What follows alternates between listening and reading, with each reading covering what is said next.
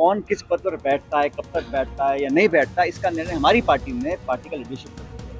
कांग्रेस अध्यक्ष सोनिया जी, राहुल जी, प्रियंका जी इस बात का निर्णय करते हैं किस व्यक्ति को कहाँ काम करना है।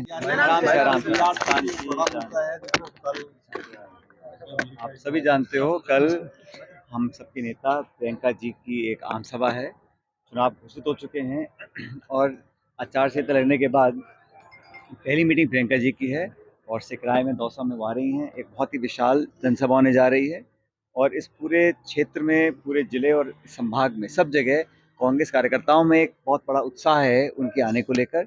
अभी अमृता जी हमारी सेक्रेटरी हैं एआईसीसी की, मुरारी जी, ममता जी, हम सब यहाँ पर लोगों से बात कर रहे हैं। कल की मीटिंग मैं समझता हूँ एक बहुत विशाल जनसभा होने जा रही है और जो संदेश प्रियंका जी का होगा उसको सुनने के लिए सभी कार्यकर्ता और आमजन यहाँ उतारू है।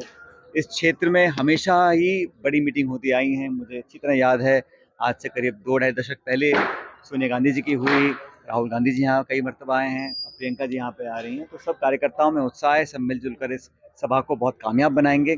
मुद्दा चुनावों का है अब, और हम यहाँ पे लोगों को ये आग्रह करने जा रहे हैं कि इस पूरे क्षेत्र ने हमेशा से ही कांग्रेस पार्टी का साथ दिया है और ये कहना कोई अतिशयोक्ति नहीं होगी कि यहाँ पर एक कांग्रेस का गढ़ रहा है।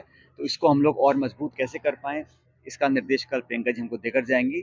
सभी नेता, कार्यकर्ता, प्रत्याशी, टिकट लेने वाले, लड़ने वाले सब लोग मिलकर इस कार्यक्रम को कामयाब बनाएंगे। लेकिन भारतीय जनता पार्टी की जो हाल में जो खबरें सामने आई हैं उसको देखकर मुझे ऐसा लगता है कि ना तो सदन के अंदर, ना सदन के बाहर, ना जयपुर, ना दिल्ली में बीजेपी को प्रभाव छोड़ पाई है। ईआरसीपी के मुद्दे को लेकर हम लोगों ने जो बातें अपनी 12 में कही थी उसका जवाब हमें मिला नहीं है। हमने कहा था कि जो योजना वसुंधरा जी की सरकार में उसकी कल्पना करी गई उसको धरातल पर हम उतार रहे हैं। लेकिन मोदी जी ने खुद अजमेर में आकर अपने मुंह से कहा था कि ईआरसीपी को राष्ट्रीय परियोजना हम घोषित करेंगे। आज पूरे 5 साल बीत गए, केंद्र में पूर्ण बहुमत की सरकार है, 25 सांसद लोकसभा में भाजपा के हैं, फिर भी आज तक प्रधानमंत्री जी ने अपने वादे को पूरा नहीं किया। जनता पूछना चाहती है क्यों। कल भी हम सवाल पूछेंगे। हम योजना को लाने के लिए खरबों रुपया खर्च कर रहे हैं, लेकिन केंद्र सरकार की जो बेरुखी है उसका जवाब जनता मांगेगी। बहरहाल अब चुनाव आ गए हैं तो जनता को निर्णय करना है कि कौन जनहित कल्याणकारी योजनाओं को हम लोग बना रहे हैं। हमारी सरकार ने बहुत अच्छी योजनाएं बनाई हैं, उसको हम धरातल पर कारगर भी होते हुए देख रहे हैं। लोगों के प्रति एक मैं समझता हूँ लोग समझ गए हैं अब कांग्रेस ही एक बेहतर विकल्प है। और राजस्थान हो, छत्तीसगढ़ हो, मध्य प्रदेश हो, तेलंगाना हो, सब स्टेट्स में कांग्रेस पार्टी की भारी विजय होने वाली है। कल की जो रैली होगी प्रियंका जी की, मैं समझता हूँ ऐतिहासिक होगी और हमेशा से इस दौसा जिले ने कांग्रेस को मजबूती दी है। और संख्या बल देख लो या जनता में उत्साह देख लो, ये जिला और ये इलाका कभी पीछे रहा नहीं है। सर, 2018 के चुनाव में आपने बड़ी कैंपिंग की तो राजस्थान में कांग्रेस सरकार में, इस बार फिर कांग्रेस की निगाह सचिन पायलट पर है। हम सब ने जो चुनाव लड़ा 18 में, मैं प्रदेश कांग्रेस का अध्यक्ष था, लेकिन हमारा जो चुनाव का फेज था वो सामूहिक नेतृत्व में रहा था हम लोगों ने। और तब भी मैंने बहुत मेहनत करी थी, हम सब लोगों ने मिलकर करी थी और आज भी हम लोग मिलकर चुनाव लड़ रहे हैं। और हमारी जो एकजुटता और ताकत है उसको देखकर बीजेपी के अंदर बहुत गड़बड़ाहट है और वहाँ पर जो फूट है, सर फुटबॉल है, खींचतान है, रोज सामने आ रहा है। अभी टिकट बांटे हैं 40 और झगड़े हो गए 80। तो ये दिखाता है कि वहाँ पर बहुत अंदर खाने बहुत कुछ चल रहा है। बहरहाल वो उनका अंदरूनी मामला है, मैं उस पर कॉमेंट नहीं करूँगा। हमारी पार्टी के अंदर अभी पिछले 2-3 दिनों में लगातार चर्चाएं हुई। यहाँ हमारी सेक्रेटरी भी हैं, हम सब ने बहुत विस्तार से, खुले मन से, अच्छे वातावरण में, और इन खबरों पे जो लोग प्लांट कराते हैं हमको नहीं जाना चाहिए। हम सब ने मिलकर जो पार्टी हित में था उस निर्णय को लेने की कोशिश करी है। बहुत जल्द हमारी घोषणा हो जाएंगी किस पे सीट पे कौन चुनाव लड़ेगा। लेकिन बीजेपी के अंदर जो ये असुरक्षा जहन में है वो स्वाभाविक है, मैं समझ सकता हूँ, क्योंकि हम लोग बड़े अच्छे तरीके से अपना मैनिफेस्टो बना रहे हैं। बहुत जल्द उसकी घोषणा भी हम लोग करेंगे और अगले 5 साल का जो रोड मैप है वो हम तैयार कर रहे हैं। लेकिन राजस्थान के अंदर सरकार दोबारा बनेगी कांग्रेस पार्टी की, इस बात को लेकर मैं बहुत आश्वस्त हूँ और मुझे पूरा भरोसा जनता के ऊपर है। सर, कांग्रेस सरकार बनेगी तो फिर वापस सीएम कौन होगा? भाई हम लोग ने पूरे देश में जब भी चुनाव होते हैं हर जगह एक सामूहिक नेतृत्व चुनाव लड़ता है।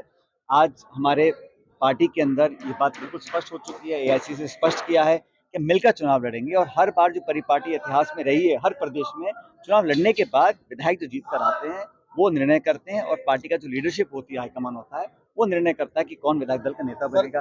ठीक यही 2018 में हुआ था और वही दोबारा 23 में, न सिर्फ इस प्रदेश में, हर प्रदेश में यही किया जाएगा। तो गहलोत साहब ने आज प्रेस कॉन्फ्रेंस की उन्होंने कहा कि सीएम का पद मुझे छोड़ नहीं रहा, शायद अगली बार भी मुझे नहीं छोड़ेगा। मैंने देखा नहीं प्रेस कॉन्फ्रेंस क्या हुई, लेकिन कौन किस पद पर बैठता है, कब तक बैठता है या नहीं बैठता, इसका निर्णय हमारी पार्टी में पार्टी का लीडरशिप करती है।